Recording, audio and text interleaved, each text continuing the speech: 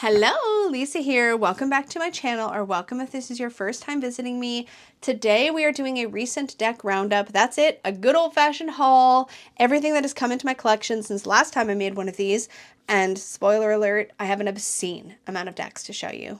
Let's get into it. Okay, I'm going to be sharing decks today in absolutely no intentional order because I have a pile and that will make me nuts. So we're just going to start from, I guess, the top of the pile and work our way backward. Now keep in mind this video will include decks that I purchased, decks that were coming in from Kickstarters that I've been waiting on, and things that were sent to me for review, if there are any. I have no idea because I haven't looked at this pile in a minute, and so on and so forth. So yeah, it's a bit of a mishmash.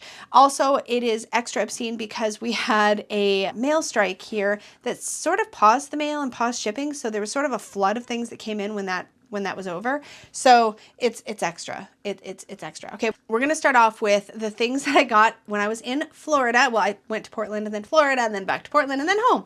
I went to West Palm Beach with my two besties, Danny and Dawn. So Dawn Michelle here and then Danny Mystic from YouTube as well. And we went out because I was presenting at Starcon, which is a marvelous little conference that happens in West Palm Beach, Florida every year. This was their 5th year.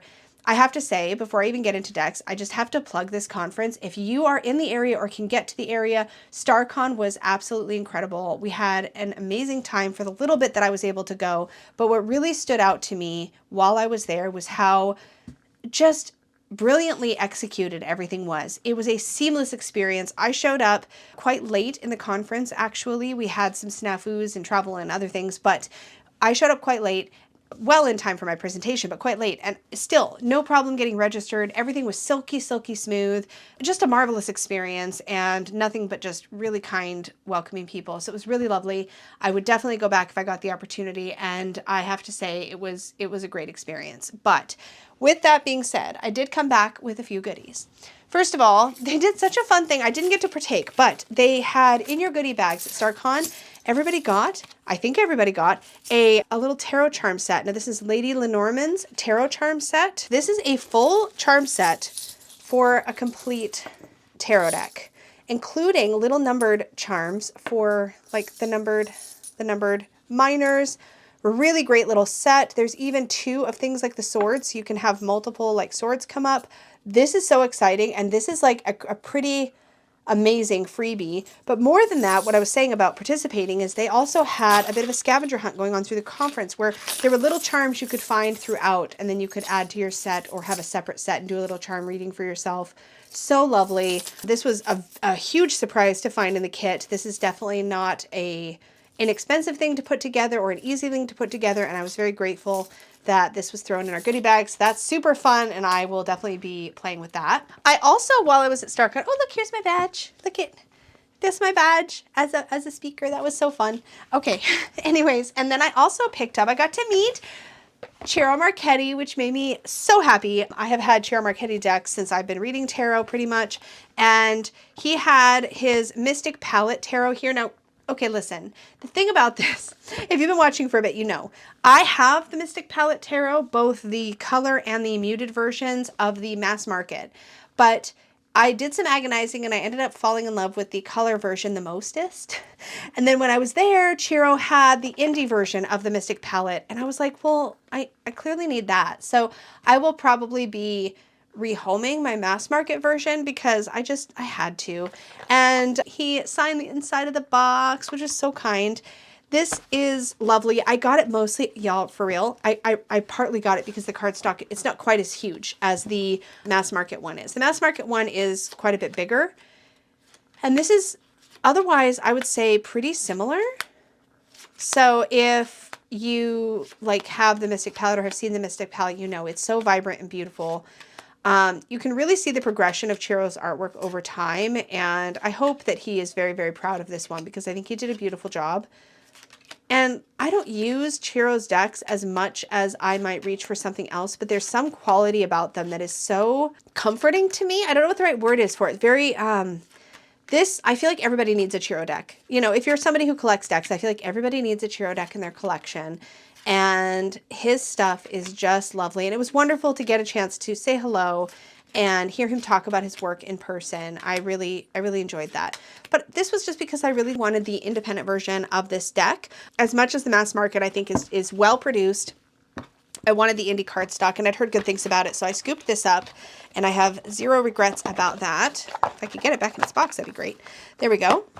And the little guidebook that came with it. So I picked those up when I was at Starcon. Was that it for Starcon? Oh, and I also picked up at Starcon. This was so silly for me to get and then bring back with me when I could have waited and got it when I got here and got back home and like not had to try to get it in my luggage. It was an impulse buy, but I've had this on my list for a little while to check out. It is the Christ Consciousness Self-Mastery Oracle. I had been looking at this off and on for the last couple of months, mostly because, as some of you know, I've been doing some Bible study, some deconstruction work, sort of reclaiming things from my past. Again, I hope to sort of talk about that more in the future as I figure out how I can talk about it and have it make some sort of sense. But this I was super curious about, and so when they had it on display at the vendor booth, it was at the Red Feather. This is Red Feather, right? Schiffer Red Feather, I think. Yeah, Schiffer Red Feather. Oh, I'm dumping stuff. I'm dumping cards. Oh, and I also stashed. Oh my gosh, I am a hot mess, y'all. I also stashed this print because it fit perfectly. Chiro was giving away free prints, and this is the one that I picked up. Isn't that beautiful? So this is one of the prints that Chiro had at his booth. So I picked that up. I'm going to put that up somewhere. Isn't that beautiful? Oh, so pretty. Anyways, I was really curious about this. I hate the split box situation, but I have to say, other than the split box situation, this deck feels really, really nice. But this is obviously a oracle deck that is based on Jesus and his story and his parables. But I was just looking at this and I thought it was really, really lovely. It feels a little bit like that laminated cardstock. It might not be, actually, now that I'm looking at it in a different light. It's a basic matte cardstock. Look at the backings. Aren't they beautiful? But what I really loved about this, like, look, this is Jesus and Mary Magdalene, and it says shared mission. How lovely is that?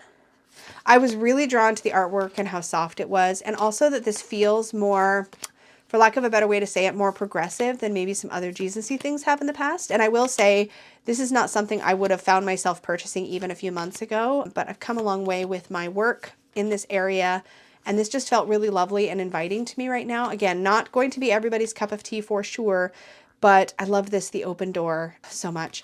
There's some really, really beautiful things in here. So what I did is when I had the chance, I was like, you know what?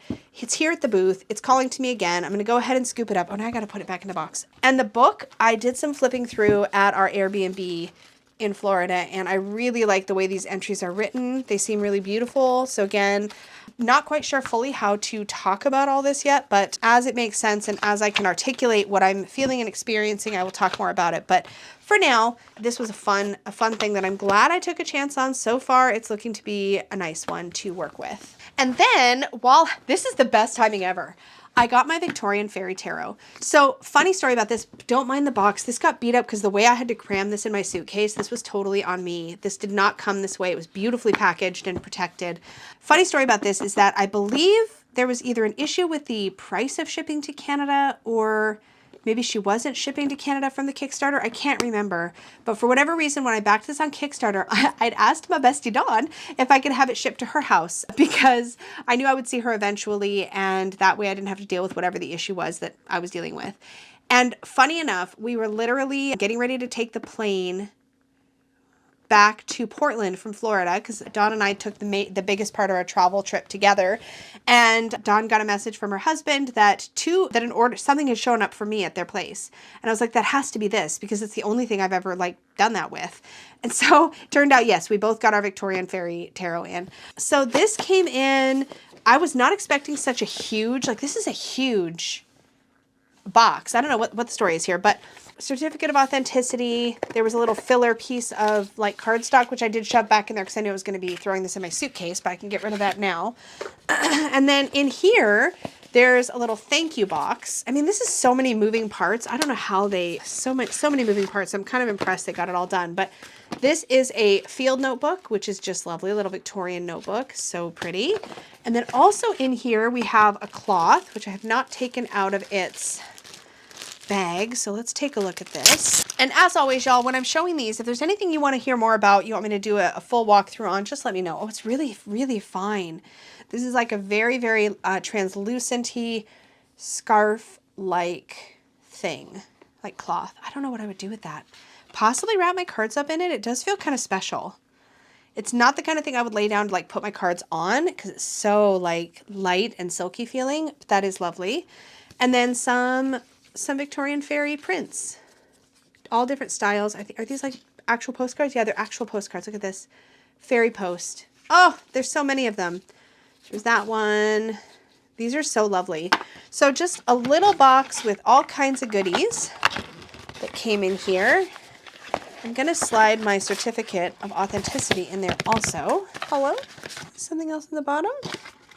This is, you know, I will say, I'm not sure. I mean, the tuck box probably did make this easier to like sort of handle. I don't really want to mash the cloth back in there. Anyway, so that's the little goodie pack. I'm guessing these are like stretch goal goodie things. And then this book. Look at this. I was not expecting this. I'm not sure what I was expecting. But this is a glossy hardcover with a really sort of warm gold foil accent in it and a ribbon bookmark. And so we have the guidebook for the deck. And it really is like this like Victorian book you'd find on a bookshelf. And there's quotes. Now, I never had the original mass market version of this deck, so I have nothing to compare it to.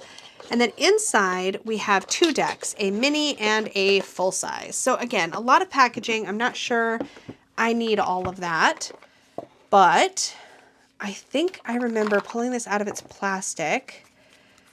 Yeah, the mini is nice and smooth. I think there was an issue. Hold on, I'm going to see if I can find it. I think there was a little bit of an issue with the gilding on the full size. There's no thumb cutouts. I don't know why that happens, but yes, okay, that's right. This one, much like the Chiro deck had this problem as well, where the gilding sort of forms a little bit of a lip. Like you can feel it a little bit side to side on the standard that I couldn't feel on the mini. But this was such an impulse back on Kickstarter, if I'm being completely honest. Look at the backs, they're so lovely. I don't know yet about this deck. Again, this was I'm so glad it's back. I'm not real fond of the font on the cards, and it's kind of hard to read on some cards, especially like here. This is the card 5, the Vicar. That dark blue pops on a lot of these lighter cards, but then can blend a bit on some of these cards with a more colorful background. So we'll see. I literally don't know. This might be one of those decks where I really need to spend some time with it, maybe do a bit of a deep dive and see where I land. Some of my cards are stuck together a little, but that's the gilding. It does have what to me reads as a not fully matte, not fully glossy cardstock. This cardstock finish reminds me a little, like you can see the light catch it there. It reminds me a little of old Llewellyn cardstock, which is kind of funny because this deck was originally a Llewellyn deck back in the day, if I remember correctly. And maybe this cardstock most closely sort of like matches, like the finish, most closely matches the finish of the original. So some of us may love this. It feels a little bit bigger than a Llewellyn. It's really quite beautiful. And I love that it's seasons instead of the typical suits. Here we have winter. We have swords for winter. That one reminds me a lot of Unicorn's Journey Tarot. 4 of Swords. So beautiful. It's really, really pretty. There's something about these tones. I bet this would look so lovely next to Krista's Cottage Witch Oracle. Oh my gosh, I think that would make such a lovely pairing for this. But in any case, this is the Victorian Fairy Tarot. And the little mini, this must have been a stretch goal. I don't remember purchasing the mini, but maybe it was a stretch goal. If anybody knows, let me know down below. Clearly, I wasn't paying attention.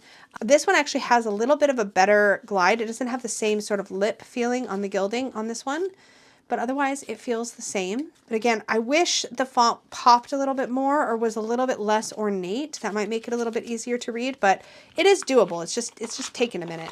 So that is the Victorian Fairy Tarot. So this was long awaited. I believe this Kickstarter was going on for a hot minute. Let me pop my stuff back in here. But it has arrived, and it looks like they really went above and beyond to try to get everything packaged nicely and so forth. But I don't know. I'm a little on the fence. We'll see. We'll see. This is one of those that I'm going to have to like pull out when the time is right. And I'm okay if it sits in its box for a little while until, you know, that time comes. I think that might be it. Oh, no. One more thing from when I was in Florida. This is Albert. Albert is a manatee, and I got him from the little gift shop attached to the Manatee like Discovery Center, and he's so soft and he's so cute, and look at his big floppy tail. It was really cool to see the manatees. I'll try to remember to put a picture up on the screen when I'm editing this video. I wasn't sure what to expect, but they're not in any sort of like an enclosure. They're not kept. They're wild manatees that just come into that part of the coastline or the water area to, I think they come in to make babies. Don't quote me.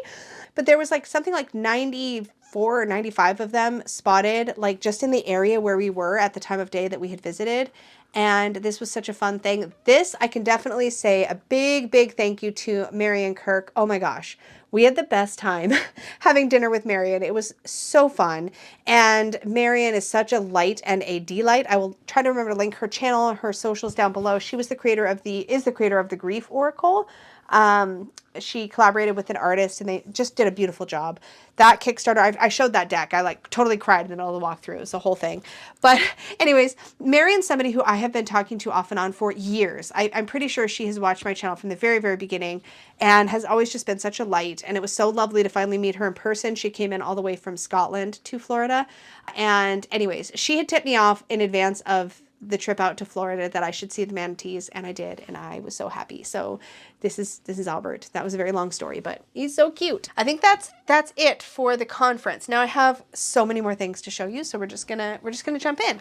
Shortly after I returned, my copy of the Craft Felt Tarot came in. I am obsessed with this deck. This is so cute. So this is by Gianna Lucci. I talked about this. I like freaked out about this in the middle of a hot takes and immediately backed it. I don't love this. I don't know why this happens, where there's such a big gap in the height of the box. Like really, I feel like that's such a big gap. It's an unnecessarily deep box bottom, but we have the deck. I love these backs. I love the whole vibe of this. It is like literally like all hand done bits of craft felt. I just adore it. It feels like playful and vibrant. It's not, I can clearly tell that it's been made from felt, and there's a very three-dimensional quality to this artwork that absolutely translates. I wasn't sure if it was going to. When I saw the pictures of this online, I was like, oh man, there's no way it's going to look that 3D in person, but it totally does.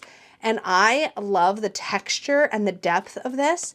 I know that this is not the only felted card deck out there, or that is in progress, I should say. Wait, do we have two different? Oh no, we're looking at all the fives. I get it now. All the fives, then the sixes.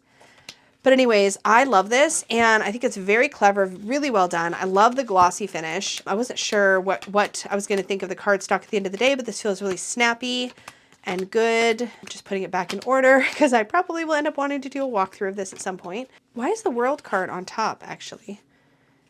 Are we not in order? Hold on. Wait. King, king, king. Oh no, wait, these are knights. Okay, it's not in order anyways. I was like, what is happening?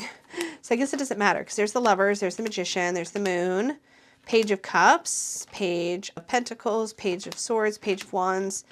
There's the Queen of Cups. I love her, the Queen of Pentacles. Oh, so good. There's the star. Forgive me. My voice keeps catching. Anyways, love, love, love. I love the gumball machine for the Wheel of Fortune. Anyways, so fun. And something else I obsessed about during the hot takes is the book of haiku. So instead of a traditional guidebook, we have little haikus for every card. And I just think that's so fun. Gives me a reason to want to dig into the guidebook. I love the layout of this with the full artwork on the left and the little haikus on the right. I think that's brilliant. Ooh, I love that death card. Anyways, I cannot wait to go through this in more detail. As I said, if you want to see a full walkthrough, hear my thoughts on everything, be sure and comment, upvote each other's comments, because I plan my content around what's getting the most interest. Do keep in mind that by the time y'all see this and vote on this, it'll probably be a little bit before I can make those videos, but I do consider that a lot when I'm planning which decks to prioritize for a deeper or closer look. Okay, another thing that came in finally, this got caught up in the strike for sure, is a copy of Pooh's Lunar Expo-tition, a guided astrological journal. So I actually contributed a little bit to this. This is a journal that was meant to accompany that's actually one of my spreads, a journal that is meant to accompany the Wisdom of Pooh Tarot by Rue and Vervain. And there's some rituals in here. There are some spreads. I contributed some stuff around inner child work In here, a little Christopher and Pooh's inner child dialoguing activity that I have in here, and so forth. So there's some cool things in here, but this is meant to be a bit of a journal that you can use alongside your Wisdom of Pooh. I'm sure it would also work great as a standalone, but this is actually a prototype that was sent to me by Serafina and Angel over at Rune Vervain, and it's so cool to see it in 3D.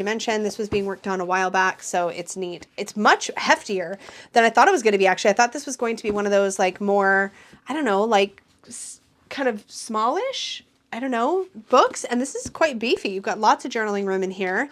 Super cool. So that is Pooh's Lunar Exposition. I believe you can order this or pre-order this on the Rune Vervain site, so take a peek at it there. It's got a lovely soft touch cover and some really thick, like, sturdy spirals. This feels sturdy and hefty. Oh, there's so many things that came in. Okay, next up is a Kickstarter that I backed, came in, and it is the, oh gosh, y'all, I'm gonna really just ruin this whole experience for y'all because I don't remember which came first. Okay, so here's the thing. Zia Hunt created the Children of Litha and the Children of Ostara, and I cannot remember. I think the Children of Ostara is the new one, and I think the Children of Litha is the old one. But I backed and added on the old one because I didn't have it yet. Okay, I'm pretty sure Children of Litha is the old one. Oh my gosh, y'all. One of them is animals. Okay, is this animals? Yeah, okay, this is Children of Litha. Children of Litha came first. So Zia created the Children of Litha. Now, I have seen this here and there over the years, and I did not, I think this one came out in 2018. The Certificate of Authenticity says. So the Children of Litha is a deck that I passed over. I did end up picking up the Nameless one, and I love the Nameless one by Zia Hunt so much. Like, I truly obsessed. And loving the Nameless one as much as I do, gosh, this chariot is just spot on with all the water vibes. Loving the Nameless one as much as I do made me really curious about Children of Litha, but I put it off. And then she announced she was coming out with the Children of Ostara. This does have a rose petally finish, and I love that. She did announce that she was coming out with the Children of Ostara, and I'm like, well, okay. So I backed the Children of Ostara and in the black edition because then it would match, because I also wanted to get this one. And she offered 2 editions, a gold, like limited gold edition, which has, I think, gold edges, and then the black edition, which has black edges. I'm sure there's other differences as well, but I could only get the Children of Litha in the black edition, so I went ahead and got the Children of Ostara in the black edition. Now, my understanding is that the Children of Litha focuses on a lot of animal associations throughout the deck, whereas the Children of Ostara focuses on botanicals. That is my, I'm now, mind you, I'm going strictly from memory, but that is how I understand it to be. And I would love to dig into these decks in more detail. There's some stickers, so I'm going to pull those out and set them to the side. They weren't in the box originally. I smushed them in there so I wouldn't lose track of them. But yeah, so this is the 2024 Children of Ostara. And there's a real plant and botanical aspect to this deck. And I've listened to quite a bit of time. What am I trying to say? Several hours at least of Zia talking about a lot of the associations in this deck and coming up with the associations, going over it, and there's just so much. And I knew there would be, because working with the Nameless one all of 2024, I became really familiar with just how much depth Zia puts into her artwork and her associations and the layers of symbology. And I think, honestly, if I'm being legit, I think it was the borders that distracted me from this deck originally, or deterred me from this deck originally, the Children of Litha. But in real life, there's something about that framing that just draws you into the art, and I really love it, to be honest. So I'm really excited to spend time again getting to know these. I think these would be beautiful. If she's doing one for every Sabbath, I'm in trouble. Also, that will take decades, but because it just seems like this is just such a huge body of work. But I am super stoked that these came in, and the pouches are just beautiful. There was a beautiful pouch like this for the Nameless one as well, and I don't think that was something that was like an add-on. I want to say it came with it for the Kickstarter, but maybe you have to add it on if you get it after. I don't know the story, but very excited about these. I love the symmetry of them, and the idea of having sort of an animal focus and a plant focus or botanical focus, and then being able to work with them side by side. Something about that is very appealing to me. So I am very excited about both.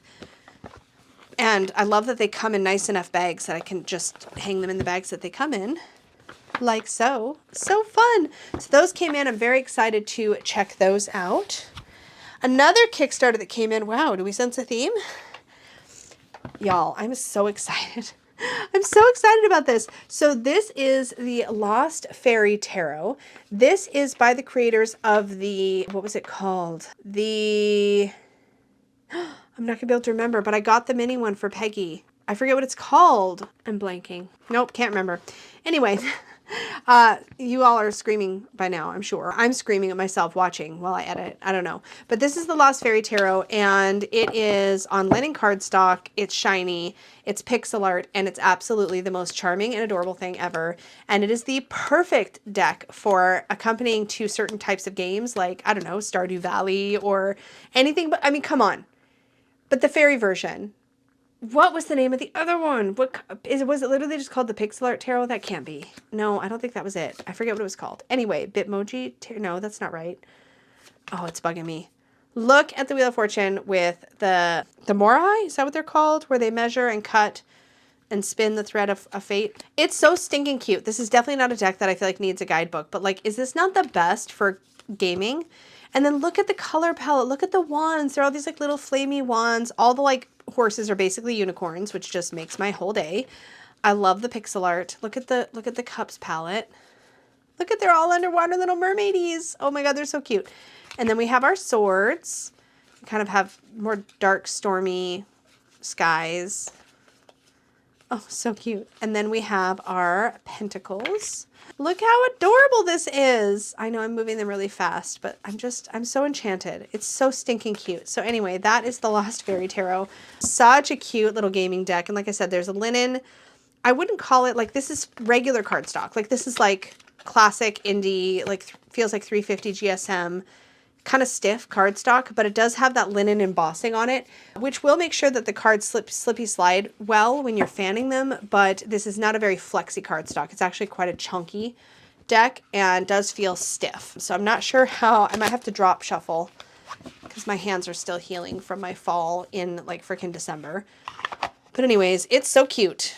And now I've gone and shuffled it. So much for having it in order and ready to go for a walkthrough. But there we have it. It's so cute though. This is probably just going to be a deck that accompanies gaming. I don't know. I haven't decided yet, but it was cute and I wanted it. So I backed it on Kickstarter and it came in, and they sent these adorable little astrology dice, which now listen, I have gotten other sets of these astrology dice like as freebies and other things. These are the nicest ones I've ever gotten. They were a little bit bigger than a standard astrology dice. There's a house die, so you've got these are all D12s, a house, a planet, and a sign die in here.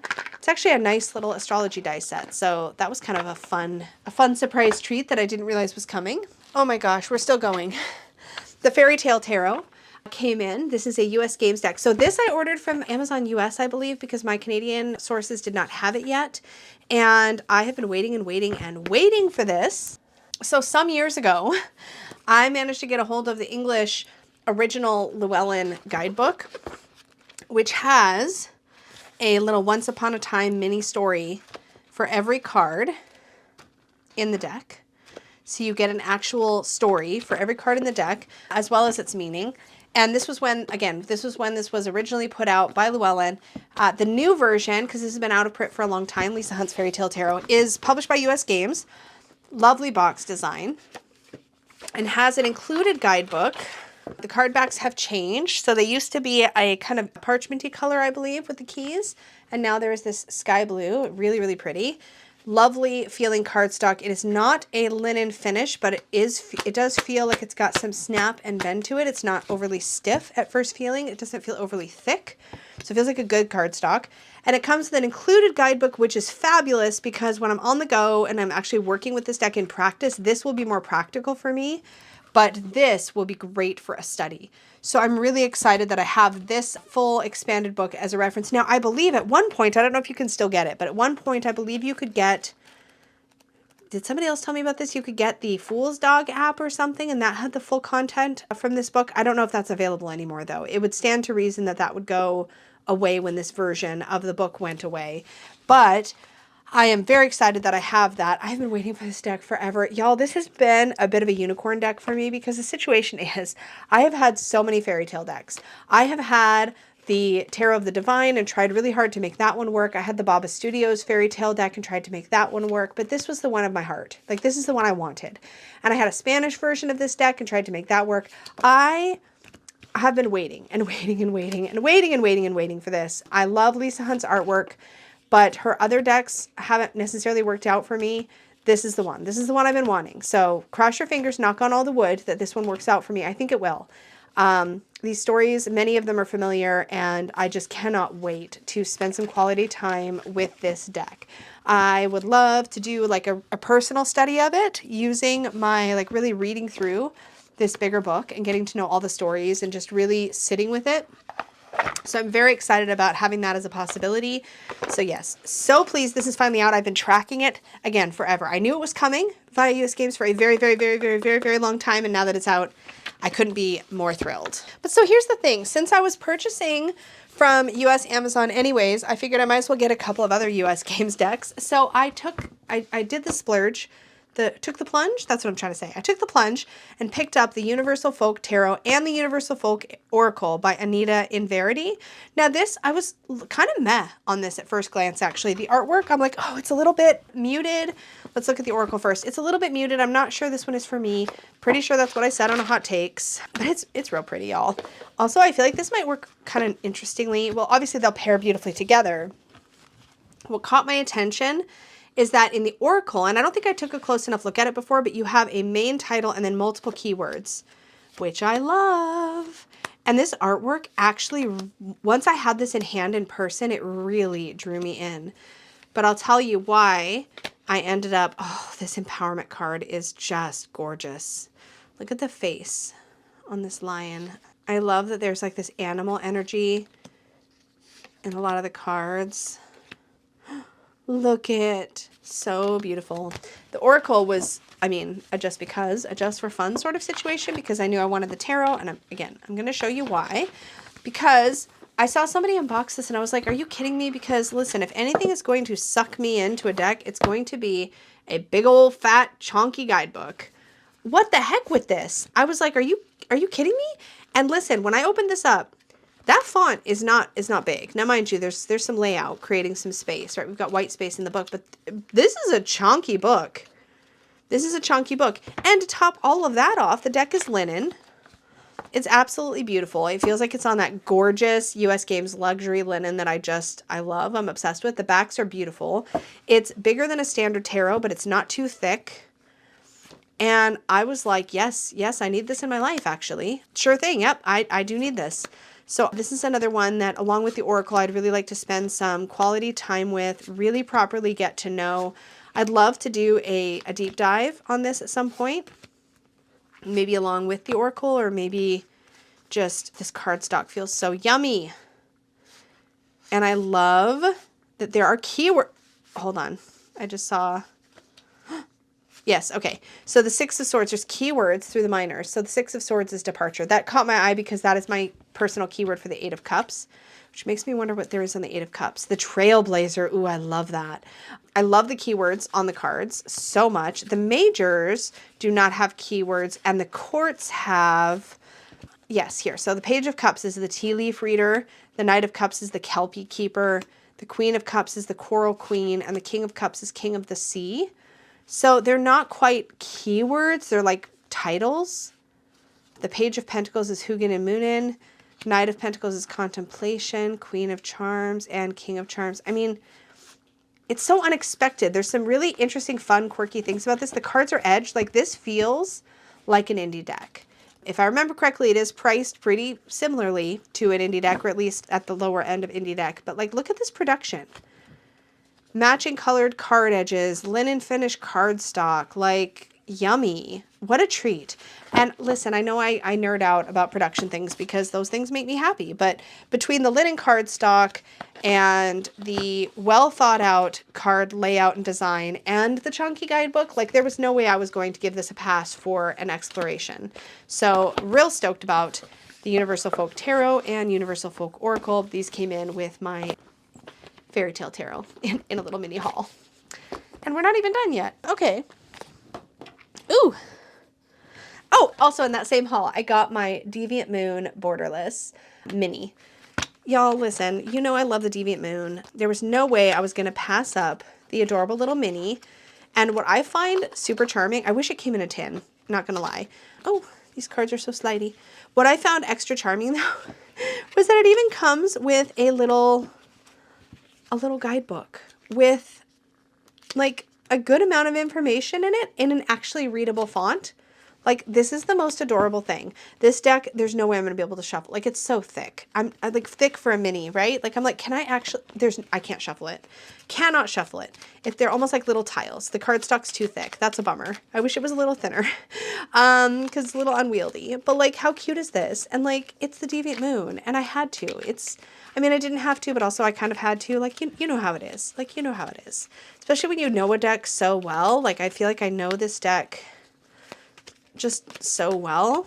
It's so cute. Look at how little. It's so little. It's adorable. And it's in the same kind of like aspect ratio, like format as the full size, but like in this little mini, it's so cute. I wish it was like easier to shuffle. I wish it was just a touch bigger, like just a touch. This was, if nothing else, a collectible that I just really wanted to have. So that's the Deviant Moon Mini. I don't know how practical it is. I don't know if I'm going to ever like throw this in my purse, especially in a tuck box, but you never know. I mean, stranger things have happened. I had to. I needed it. It was a thing. Albert's going to hold it. There you go, Albert. Okay, let's talk about a couple books, and then I got one more deck. So first off, I picked up this one. Now this really excites me. This is actually a book I got with the intent of using it during a deck and walk. Actually, I know I've tried with the deck and walk before. I always fail. Maybe this is the one. Maybe this is the one. But this excited me. I got this during the Hay House sale, and then it got caught up in my postal strike, so it took me forever to get it. But this is called Healing Burnout with Astrology and Tarot, A Journey Through the Decans of the Zodiac by Jackie Hope. I thought this looked absolutely incredible because, for starters, it is a deck and walk book that begins in Aries 1. So we start with the Decans of Aries. There's an intro. We get all of these words: exhausted, broken, unmotivated, lost, nowhere to go, a new world, but an old soul, light of fire, attempted, failed. So this tells you, I think, the titles. I don't even know what that is. We'll find out. Anyway, so in Aries 1, we get burnout as an invitation to healing. Burnout encourages you to think differently. Card reflections, choosing your companions. There's an exercise about your natal chart. There's healing with the Fool, exercise, healing with the Fool. Card reflections, burnout as an invitation to symbol medicine. There's an affirmation. Whatever works best for me works best. Whole bunch of stuff and another affirmation here. Just like a lot of just energy you can work with, exercises, etc. And you get this for every decan. So here we have Aries 2, responding as the sovereign of your existence. And it talks about 3 of Wands as Sun in Aries. And there's card reflection. It talks about biases, Queen of Wands, tarot meditation, message from the Queen of Wands, so forth and so on. Cancer 1. So this takes you all the way through the decans. And I thought this was just, and then I created for myself, because I thought I was going to start in January. That's funny. This has been in my little bin. But I created a decan list, so I knew what dates for 2025 were all of the decans. So I printed that and stuck it in here. Look, it's in Capricorn too, because I was going to start in Capricorn, the second decan. That didn't happen. I still do want to do this with a decan walk, so we'll see. I've got a little bit of time before Aries 1, so I may just start this with Aries 1. We will see, but I'm going to tuck that back in there because that's useful. And that is Healing Burnout with Astrology and Tarot. This just caught my eye. It was during a Hay House sale. I was like, why not? But I also picked up during the Hay House sale Tarot for Lightseers by Chris Ann. I was just really curious about this. It looks like a really unique take on an expanded guidebook or expanded book for the Lightseers Tarot. I got this half out of curiosity. I was so curious what the take was going to be, because I did originally have the indie version, or the Kickstarter, the original Kickstarter of the Lightseers. I ended up rehoming that deck and instead getting the mass market, which I used the heck out of. And I also now have this deck in a mini. And it seems like there's some spreads in here. There's just so much good stuff. And it reminds me of some of the content that was in that original Kickstarter version of the deck. But if anybody out there has the original Kickstarter with the bigger, beefier guidebook and this book, I'd be curious to hear your take. Is it quite a bit different? Did you find it the same? I mean, I don't have that big book anymore, but I would be so curious. But I love all these like little handwritten things. I love the layout. It's super fun. It feels like almost like you're kind of part in a journal and part in a book. So I don't know. This was just something, again, I got to check out and just kind of see. The last thing is kind of a confession. Some time ago, quite some time ago, I rehomed my first edition Mariel Tarot, which I had done quite a bit of work with and had bonded with, but was no longer feeling like it was mine. Well, I have the second edition now. I can't remember what was happening. I was looking something up on YouTube. I ended up watching some old videos of this deck, and I was like, you know what, actually, maybe what was done for me was the first edition, because suddenly I'm like, I need the second edition. And I think part of me is a little scared that this is one of those decks that will go out of print and I'll have regretted letting it go. I remember there were some issues with the second edition when it first came out. There was some, don't let me totally wreck my cards. There was some issue, I believe, with some of the gilding sticking, or the cards were sticking to each other, but my copy is slip-slidey, quite nice. It's a little bit clingy, but not bad at all. It'll be really easy to separate these. They don't feel like they're sticking. I just realized I wanted to have this in my collection, even if it turns out, where's the sun? There we go. The moon and the sun. I had hand trimmed mine to be borderless, and having this copy that's like actually borderless, like starts out its life borderless, feels right to me. And there's something kind of poetic to me about feeling ready to have this deck back and with the new version of the Hierophant. I was such a fan of the original Hierophant card, and yet that is a card that I feel like my time with that card is finished now. I don't need that card anymore. There was a time when I really did. I really needed that first edition Hierophant. It was really important energy for me, and it really helped me with a lot of healing work that I did, and I'm over it now. I don't need it now. I'm good. And so this feels more in line with my energy today and where I'm at with my journey. And there's references I feel like I understand in this deck that I didn't understand before, that didn't connect, but that now do connect. There were barriers I think I had to this deck before that I don't have anymore. So it's just very, very interesting to see it again and to reflect on that. So very glad that I have this back. I don't know how much work I will do with this, but this is definitely another one of those decks where I know I would have regretted if it had gone out of print and I had not picked it up again. So I'm not going to feel any pressure to do anything specific, but I now have it back, and I'm so glad to have it back in my collection. I also picked up this little Mother Mary pocket oracle. I got this for a bedtime deck. I thought this would be really lovely to work with in my bedtime practice. I don't need these little instruction cards. Those can go. I got this version. I was looking at both the Mother Mary oracles, but I love that this has the little messages on the back.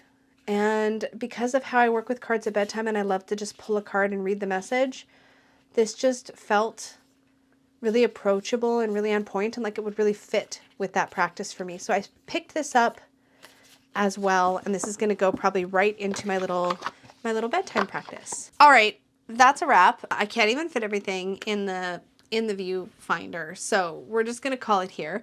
That was a lot. Like I said, it'll probably be a little bit quiet in my roundups for a bit. I mean, I say that and then we'll see.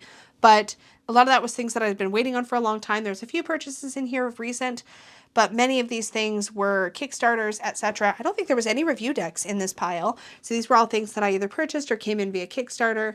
As always, I would love to hear if there's anything you want to hear more in depth from me about that I showed today. So let me know in the comments down below. Upvote each other's comments. That will be very, very helpful.